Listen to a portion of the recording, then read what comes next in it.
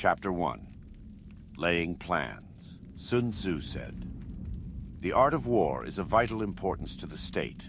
It is a matter of life and death, a road either to safety It's a beautiful or to day, ruin. and the crowd is ready to Hence enjoy it is a great subject action of on the court. inquiry which Ladies can and on no gentlemen, account thank be you for coming to neglected. the quarterfinal. The art of war, then, is governed by 5 constant factors to be taken into to account serve. in Play. one's deliberations when seeking to determine the conditions obtaining in the field. These are 1.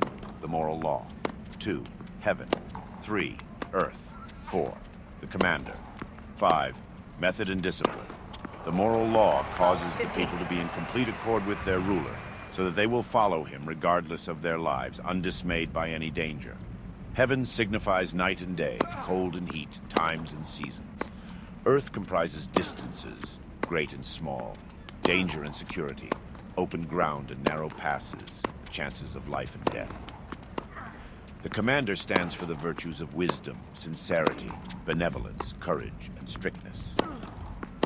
By method and discipline are to be understood the marshalling of the army in its proper subdivisions, the graduations of rank among the officers, the maintenance of roads by which supplies may reach the army, and the control of military expenditure.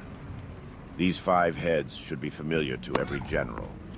He who knows them will be victorious. He who knows them not will fail. Therefore, in your deliberations, when seeking to determine the military conditions, let them be made the basis of a comparison, in this wise. 1. Which of the 2 sovereigns is imbued with the moral law? 2. Which of the 2 generals has most ability? 3. With whom lie the advantages derived from heaven and earth? 4. On which side is discipline most rigorously enforced? 5. Which army is stronger? 6. On which side are officers and men more highly trained? 7. In which army is there the greater constancy both in reward and punishment? By means of these 7 considerations, I can forecast victory or defeat. The general that hearkens to my counsel and acts upon it will conquer. Let such a one be retained in command. The general that hearkens not to my counsel nor acts upon it will suffer defeat. Let such a one be dismissed. While heeding the profit of my counsel, avail yourself also of any helpful circumstances over and beyond the ordinary rules. According as circumstances are favorable, one should modify one's plans. All warfare is based on deception. Hence, when able to attack, we must seem unable. When using our forces, we must seem inactive. When we are near, we must make the enemy believe we are far away. When far away, we must make him believe we are near. Hold out baits to entice the enemy, feign disorder, and crush him. If he is secure at all points, be prepared for him. If he is in superior strength, evade him. If your opponent is of choleric temper, seek to irritate him. Pretend to be weak that he may grow arrogant. If his forces are united, separate them. Attack him where he is unprepared, appear where you are not expected. These military devices, leading to victory, must not be divulged beforehand. Now the general who wins a battle makes many calculations in his temple ere the battle is fought. The general who loses a battle makes but few calculations beforehand. Thus do many calculations lead to victory and few calculations to defeat. How much more no calculation at all? 15:40. It is by attention to this point that I can foresee who is likely to win or lose. Chapter 2. Waging War. Sun Tzu said, "In the operations of war, where there are in the field 1,000 swift chariots, as many heavy chariots, and 100,000 mail-clad soldiers with provisions enough to carry them 1,000 ally, the expenditure at home and at the front, including entertainment of guests, small items such as booze and paint, some spent on chariots and armor, will reach the total of 1,000 ounces of silver per day. Such is the cost of raising an army of 100,000 men. When you engage in actual fighting, if victory is long in coming, then men's weapons will grow dull, and their ardor will be damped. If you lay siege to a town, you will exhaust your strength. Again, if the campaign is protracted, the resources of the state will be equal to leads the 2 strength. games to luck. Now, when your weapons are dulled, your ardor damped, your strength exhausted, and your treasure spent, other chieftains will spring up to take advantage of your extremity. And no man, however wise, will be able to avert the consequences that must ensue. Thus, though we have heard of stupid haste in war, Cleverness has never been seen associated with long delays. There is no instance of a country that 15 left. from prolonged warfare. It is only one who is thoroughly acquainted with the evils of war that can thoroughly understand the profitable way of carrying it on. The skillful soldier does not raise a second levy. Out. Neither are his 15 supply wagons off. loaded more than twice. Bring war material with you from home, but forage on the enemy. Thus the army will have food enough for its needs. Poverty of the state exchequer causes an army to be maintained by contributions from a distance. Contributing to maintain an army at a distance causes the people to be impoverished. On the other hand, 30-15. the proximity of an army causes prices to go up. And high prices cause the people's substance to be drained away. And when their substance is drained away, the peasantry will be afflicted by heavy exactions. With this loss of substance and exhaustion of strength, the homes of the people will be stripped bare. 3/10 of their income will be dissipated.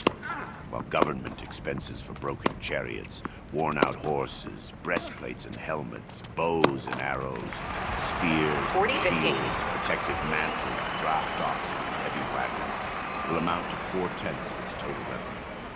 Hence, a wise general makes a point of foraging on the enemy. One cartload of the enemy's 40-30. provisions is equivalent to 20 of one's own. Likewise, a single picker of his provender is equivalent to 20 from one's own store. Now, in order to kill the enemy, our men must be roused to anger, that there may be advantage from defeating the enemy. They must have their reward. Deuce. In chariot fighting, when 10 or more chariots have been taken, those should be rewarded who took the first. Our own flags should be substituted for those of the enemy, and the chariots mingled. Advantage. Rinsing. The captured soldiers should be kindly treated and kept. This is called using the conquered foe to augment one's own strength. In war, then, let your great object be victory, not lengthy campaigns.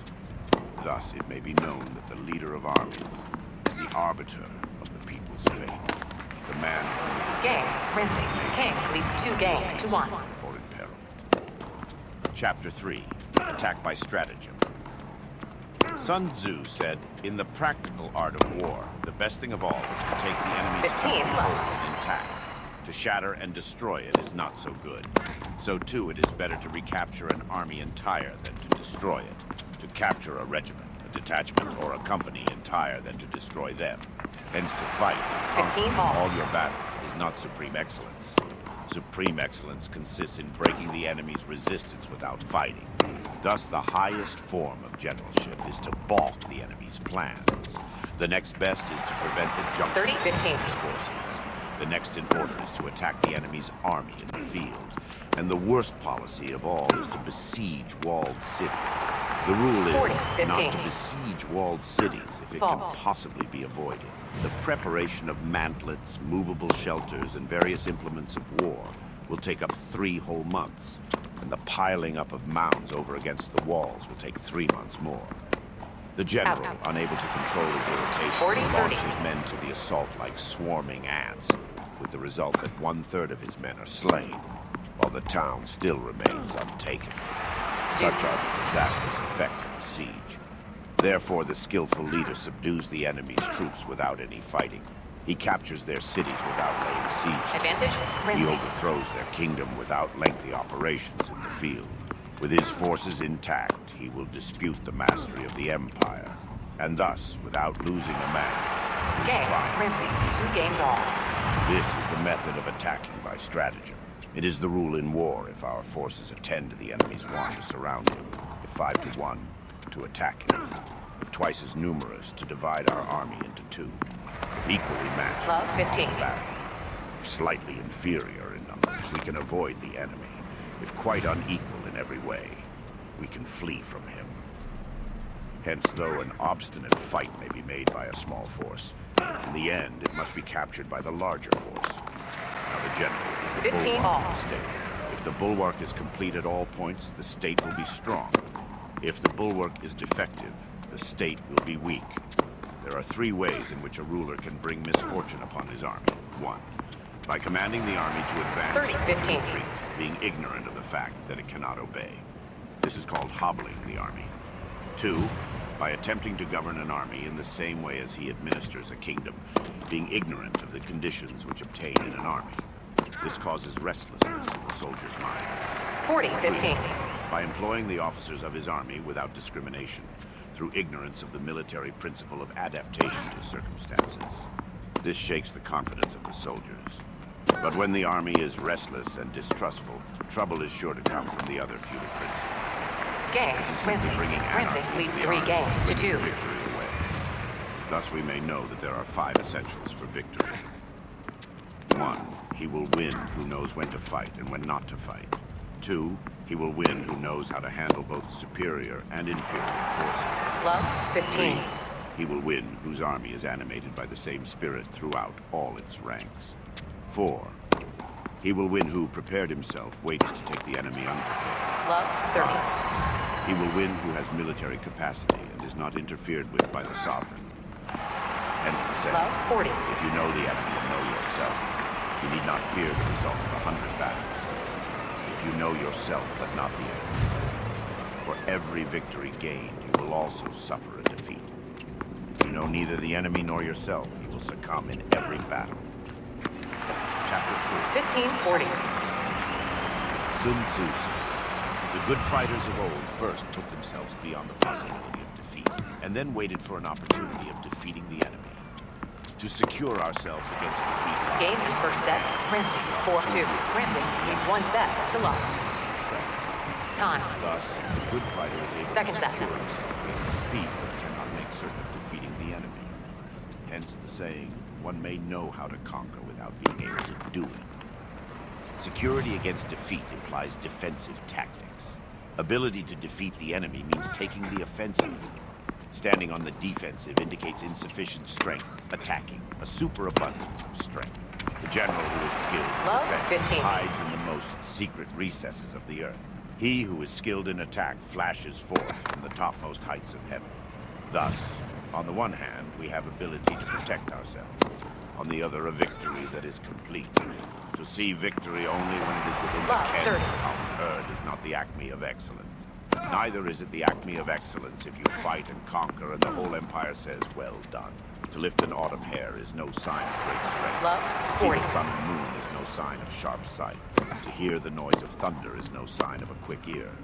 What the ancients called a clever fighter is one who not only wins, but excels in winning with ease. Hence his Game, victory King. King leads 1 game to love. wisdom, Second set. or credit for courage.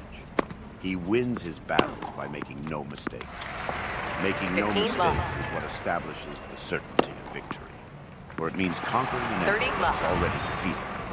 Hence the skillful fighter puts himself into a position which makes defeat impossible and does not 40 miss the love. moment for defeating the enemy. Thus, it is that in war, the victorious strategist only seeks battle after the victory has been won, whereas he, who is destined to defeat, first fights and afterwards looks for victory. The consummate leader 40, cultivates the 15. moral law and strictly adheres to method and discipline.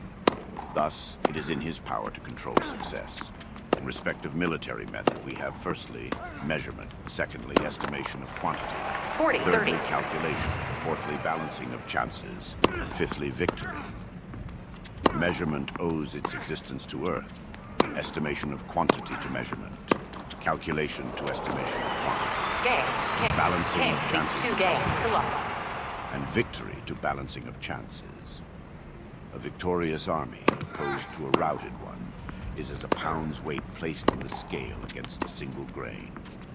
The onrush of a conquering force is like the bursting of pent-up waters into a chasm 1,000 fathoms deep. Chapter 5, Energy. Sun Tzu said, 15 love. control of a large force is the same principle as the control of a few men. It is merely a question of dividing up their numbers. Fighting with a large 30 army love. under your command is no wise different from fighting with a small one. It is merely a question of instituting signs and signals. Fault. To ensure that your whole host may withstand the brunt of the enemy's attack and remain unshaken. This is effected by maneuvers, direct and indirect. That the impact of your army may be like a grindstone dashed against an egg. This is effected by the science of weak points and strong. In all 40 fighting, love. the direct method may be used for joining battle, but indirect methods will be needed in order to secure victory. Indirect tactics efficiently applied are 40, inexhaustible 15. as heaven and earth, unending as the flow of rivers and streams. Like the sun and moon, they end but to begin anew. Like the four seasons, they pass away to return once more. Game. There are Quincy. not more King than leads 5 2 games musical to 1. notes, yet the combinations of these 5 give rise to more melodies than can ever be heard. There are not more than 5 primary colors: Love, 15. blue, yellow, red, white, and black. Yet in combination, they produce more hues than can ever been seen. There are not more than 5 cardinal tastes: sour, acrid, salt, sweet, bitter. Yet combination of them yield more flavors than can ever be tasted. In Love, battle, there 30. are not more than 2 methods of attack: the direct and the indirect. Yet these two in combination give rise to an endless series of maneuvers. The direct and the indirect lead onto each other in turn. It is like moving in a circle. You never come to an end. Who can exhaust the possibilities of their combination?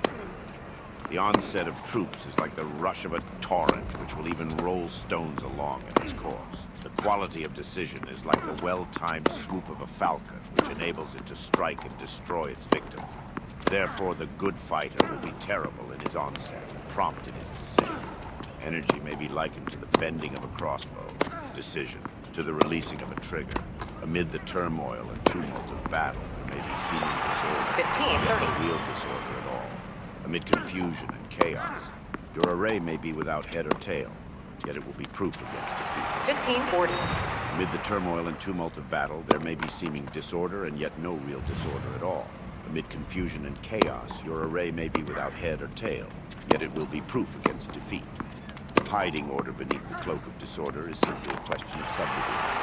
Game. Concealing Quincy. courage 2 under games a show of all. timidity presupposes a fund of latent energy. Masking strength with weakness is to be affected by tactical dispositions. Thus, one who is 15, skillful at love. keeping the enemy on the move maintains deceitful Game, set, appearance, and match. according Quincy. to which the enemy will act. He sacrifices something that the enemy may snatch at him. By holding out baits, he keeps him on the march. Then, with a body of picked men, he lies in wait for them. The clever combatant looks to the effect of combined energy and does not require too much from individuals. Hence his ability to pick out the right men and utilize combined energy. When he utilizes combined energy, his fighting men become, as it were, like unto rolling logs or stones. For it is the nature of a log or stone to remain motionless